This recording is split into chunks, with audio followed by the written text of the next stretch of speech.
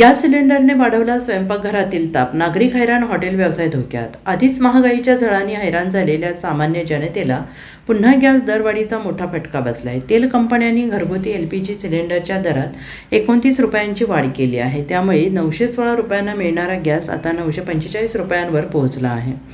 महागाईचा सामना करणाऱ्या नागरिकांना आता इंधन दरवाढीचा दुहेरी फटका बसतो आहे. परिणामी सामान्य कुटुंबाचे आधीच ताणलेले आर्थिक गणित आता पूर्णपणे कोलमडलेले आहे. आखाती देशातील युद्धजन्य परिस्थिती आणि इंधन बाजारातील अस्थिरतेचे थेट परिणाम आता देशांतर्गत बाजारपेठेत दिसू लागलेले आहेत.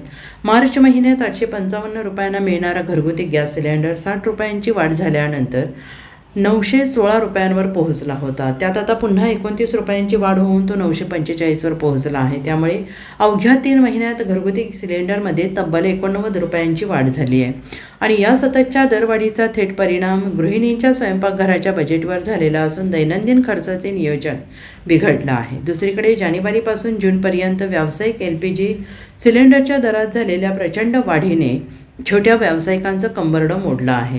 जानेवारीत 1667 रुपयांना मिळणारा व्यावसायिक सिलेंडर जूनमध्ये थेट 3092 रुपयांवर पोहोचलेला आहे. त्यामुळे आता हॉटेल, खानावळी तसेच रस्त्यावरील खाद्यपदार्थ विक्रेत्यांवर मोठा आर्थिक ताण निर्माण झाला आहे. Bureau report, SBN Marathi, Sangli.